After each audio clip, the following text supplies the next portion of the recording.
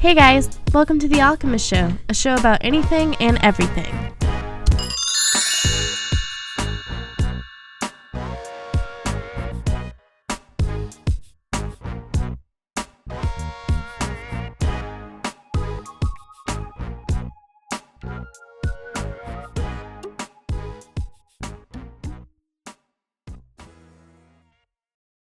Burning wood is one of the oldest ways to keep warm. I'm Chrissy D. Smith, and we've come a long way from bonfires. Today we have wood stoves and fireplaces. Here are some wood burning tips to help you stay warm throughout what we call the extreme cold, or just the simple cold weather. If you have a fireplace, be sure to keep it lit. Watch it, clean it, and restock the wood to build another fire. If you don't watch it, you could burn the house down. If you don't clean it, you could burn the house down. And if you don't make another fire, it might just be even colder. If you have a wood stove, which are commonly outside, be sure to wear the right clothing, and a lot of it. Showing skin will cause frostbite, but also if you are too close to the fire, you could get burned.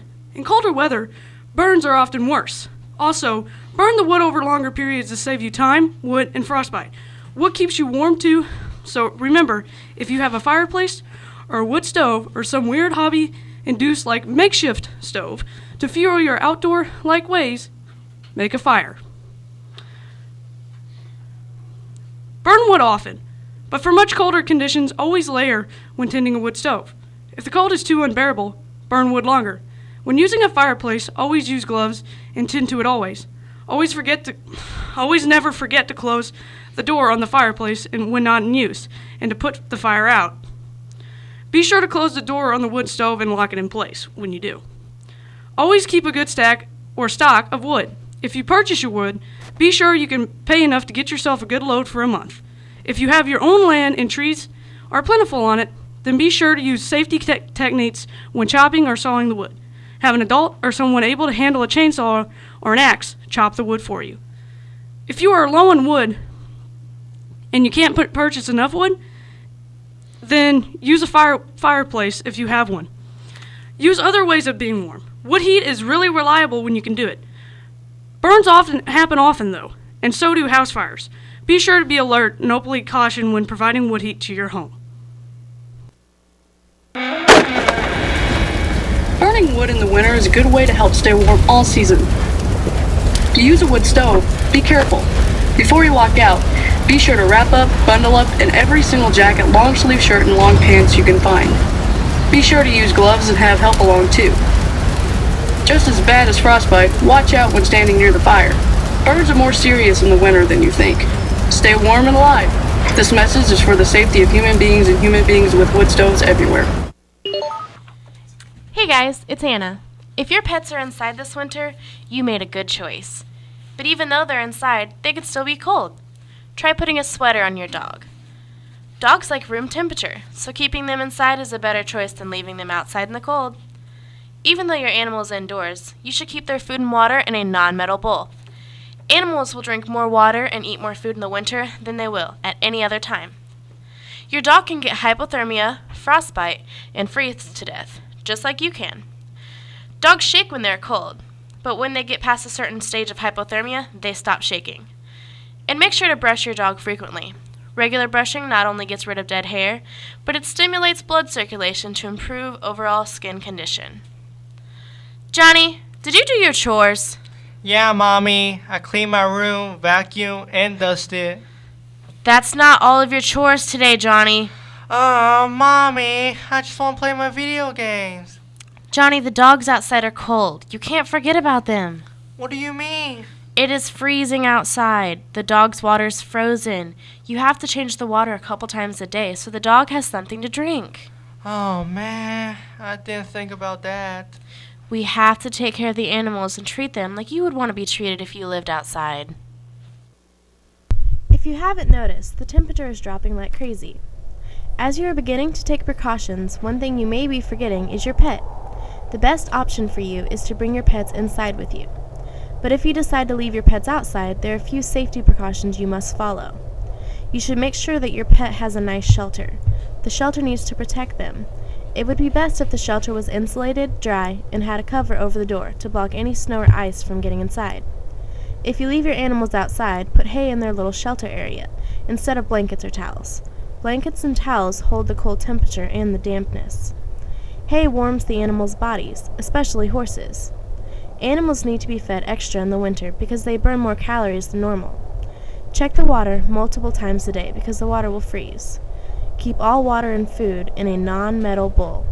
If you're a person who takes your dogs on walks, make sure that if you walk your dog in the winter, you take shorter walks. No matter the temperature, the wind chill can threaten a pet's life. If you have pets that will be going outside or stay outside, make sure you watch their tails and their ears. They can easily develop frostbite. The skin becomes red, then turns pale, and lastly, turns black.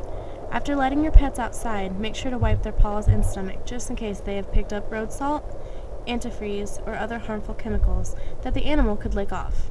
Instead of just wiping their paws, make sure you get the pads of their toes too. Salt can very easily sneak in there. Remember, if it's cold outside, then your pet is cold too. This is Andy. I'm here to talk about how you're supposed to dress for a cold winter. Winter is a scary season for some people. It's a time when a lot of people get sick. So how do you prevent that? Wear a lot of clothes. I see too many people, kids especially, wearing short sleeve shirt and a small jacket. That's why those people get sick so easily. So here's my advice for a cold winter. Wear long pants, long sleeve shirt with a heavy jacket. And if that's not enough, get gloves and ear muffs for your ears. And if you follow these advice, you probably won't get sick this winter. So you want to exercise in cold weather. Do you want to dress too warm? The answer is no. You shouldn't dress too warmly if you want to exercise in cold weather, and that's because exercise generates a considerable amount of heat, enough to make you feel like it's much warmer than it really is. The biggest problem is the evaporation of your sweat. It can make you lose heat from your body and make you feel the chills. So what's the solution? Dress in layers that you can remove as soon as you sweat and put back on when needed. Avoid cotton because it stays wet next to your skin. You should put on a thin layer of synthetic material that draws sweat away from your body. Then add a layer of fleece or wool for insulation. Finally, top it off with a waterproof and breathable outer layer. You're all set to go to exercise in cold winter.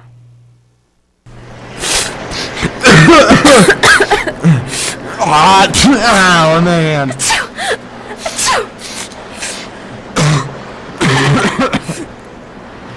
It's so cold. Oh, I'm freezing. Achoo! A lot of people get sick during cold winter because they don't know how to dress right. Sometimes they don't know what to wear for a cold winter. Well, I'm here to give tips on what to wear for a cold winter. Make sure you wear a long sleeve shirt and long pants. Get a heavy jacket and gloves for your hands.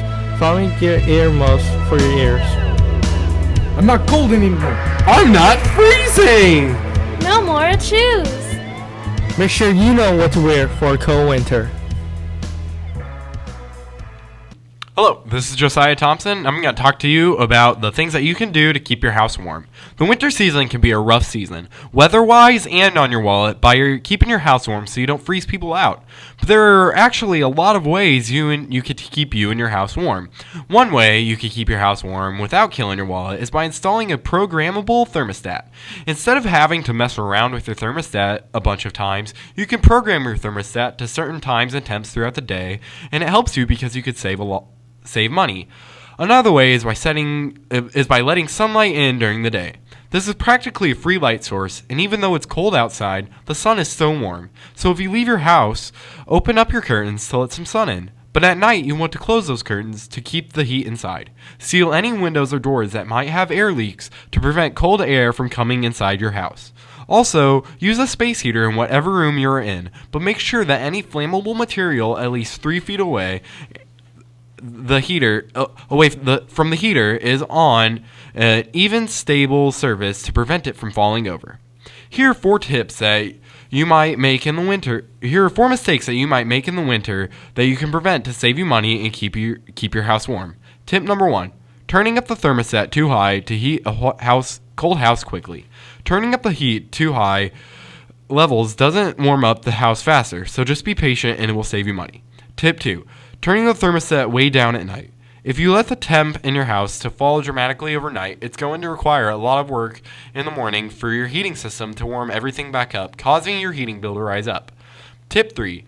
Overworking a thermostat that has its limits. If you want the house at 70 degrees, but the heating furnace is only reaching a temperature of 66, then turning the thermostat up to 74 to make up the difference can be a big mistake. The furnace can be caused to overwork. Instead, find out what the problem is and simply fix it. Tip 4. Keeping the windows unlocked. It's common to keep windows unlocked after summer, so make sure you lock them to keep the seals tight and to prevent air from coming in. Hope those tips help you keep your house warm and safe. Until next time, this is Josiah Thompson signing off. Space heaters are nice to have if you are in one room in your house and you want to be warm, but they can also be dangerous. Sometimes space heaters can fall over and catch certain objects that are flammable on fire. 25,000 home fires and 6,000 emergency room visits are recorded each year by cause of space heaters. Place space heaters out of high traffic areas and on a level, hard, non-flammable surface, not on carpets, furniture, or countertops. Never allow pets or children near an electrical heater.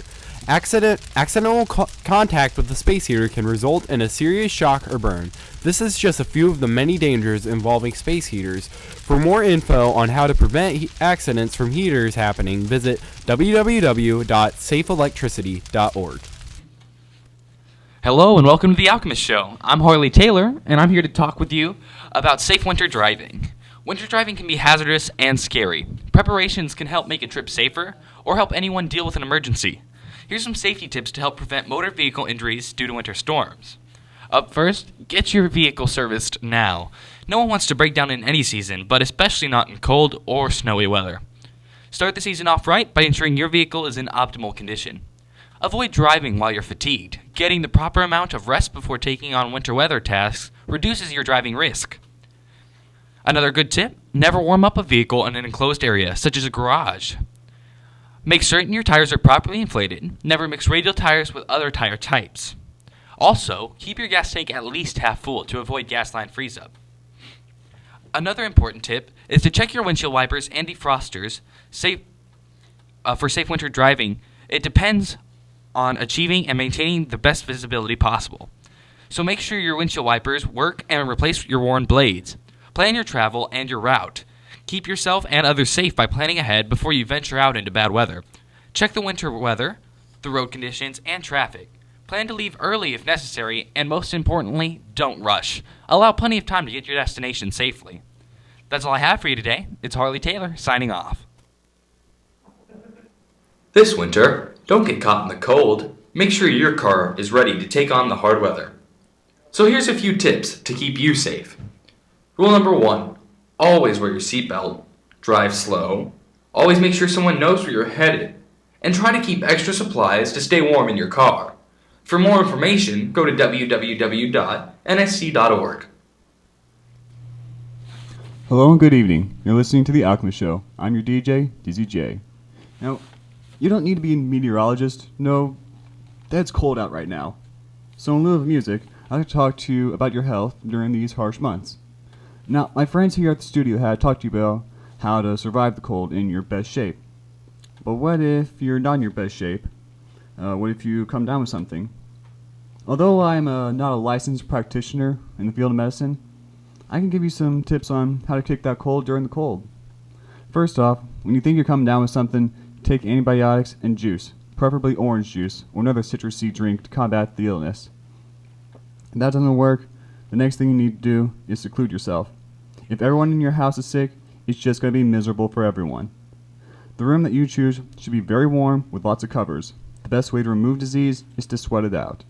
On a related note, no cold foods, only hot things like soup or tea. Simple grains would also do, like crackers or bread. Well, I think that's all the time I have. Stay tuned for our next speaker on combating the cold. You're listening to The Alchemist Show. Dizzy J signing off. Hi, I'm Dizzy J. Winter can be brutal, but it's worse spending it in bed with a cold. As the winds are howling and snow is a-falling, the last thing you want is to stay in that overheated bed, Get moving and stay preoccupied.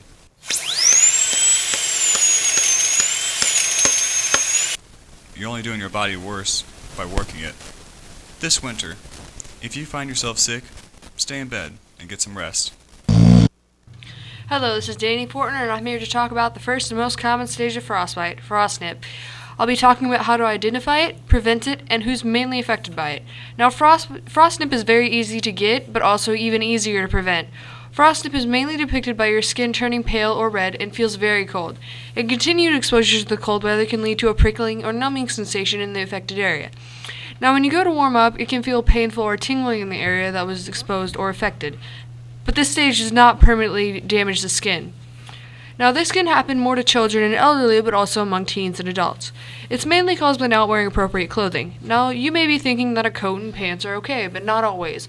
You want to wear layers in temperatures that are below freezing, and always wear a hat that completely covers your ears, try and wear mittens instead of gloves, and wear thick socks to help to insulate your feet. Another factor you want to keep in mind is not staying out in the cold for long periods of time. And be sure to come inside and warm up every now and again, especially if there's a wind chill advisory. If you have to get out in the cold weather, try and keep moving, but don't overexert yourself. Now, I'm going to continue on to explain the later and more harmful stages of superficial and deep frostbite. These are more harmful and harder to develop if you're prepared and follow what I said previously. The main symptoms of superficial frostbite are reddened skin that turns pale or white later on. Now, in this stage, ice crystals can form under the skin, but your skin can still remain soft. And when you go to rewarm your skin at this stage, your skin can look blotchy with purple or blue spots, and later on those spots can start to sting, burn, and even swell. Blisters can appear after 24 to 36 hours. Now, severe or deep frostbite is often hard to recover from, as it is the final and most harmful stage of frostbite.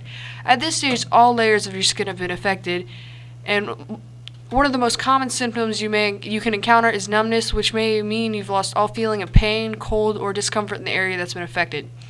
Some joints or muscles may even stop working, and after 24 to 48 hours of rewarming your skin, blisters can form. And your skin can turn black after the blisters, and this is how you can tell this tissue is dying. Frostbite can be caused by being in direct contact with freezing metal, ice, or cold water, and another main factor that causes it is if you stay out in the cold for too long, especially in temperatures below 5 degrees. Some risk factors that can increase your probability to get frostbite are if you have any medical conditions that affect your ability to feel or respond to the cold, like dehydration, exhaustion, diabetes, or poor blood circulation to the limbs. If you suffer from alcohol or drug abuse, or any previous frostbite or cold injuries. If you're elderly or an infant that have a hard time keeping or producing your body heat, or being at high altitudes, reducing the amount of oxygen provided to your skin. This is all I have for you today. This was Danny Fortner, and have a great day. Hey Meow, why do my hands hurt when I come inside after being in the cold? Well, honey, you probably had frostnip. Frostnip? What's that? Well, it's the first stage of frostbite, which is a terrible, terrible thing to get. It's an injury that's caused when your skin starts to freeze or gets frozen. People have lost their fingers and toes to it before. That's why I always say to bundle up before you go and play, especially in the snow or freezing weather, and want you to come back inside to warm up from time to time. Well, I want to keep my fingers and toes, so I'll listen to you. Hello, I'm Brayden Boyer, and here are some tips to the elderly for this very cold weather we're having. If you're about to go outside, then you should watch out for the ice on the roads and on the sidewalks. Simply walking on the icy surface can cause you to fall and obtain serious injuries. You can avoid these problems by wearing appropriate footwear that has good traction and non-skid soles. Just remember to take off your shoes once you're inside. And if you use a cane that's worn out, you may need to replace it before going out in the cold. Keep in mind that it is safer to stay inside until the roads are clear. It'll be pretty cold outdoors and possibly indoors, so you may want to wear warm clothing. If you go outside, make sure to wear socks, a coat, a hat, gloves, and a scarf. You should also cover any exposed skin and cover your mouth just to be safe. If you don't dress up for the cold, there is a chance that you can get frostbite and hypothermia. If you're indoors, just make sure the temperature does not get too low. Well, that's all I have for today. This is Braden signing off. Ladies and gentlemen, let's be honest with each other here. It is freezing outside, obviously. It is not only yours, but our duty to help the senior citizens in these recent cold days of ours. Most of them can barely even take care of themselves. That's where we come in. We need to go spend some time with them, take care of their needs, and make them happy. All that I ask of you is to help those in need, to not only make them warm on the outside, but make them warm in their hearts.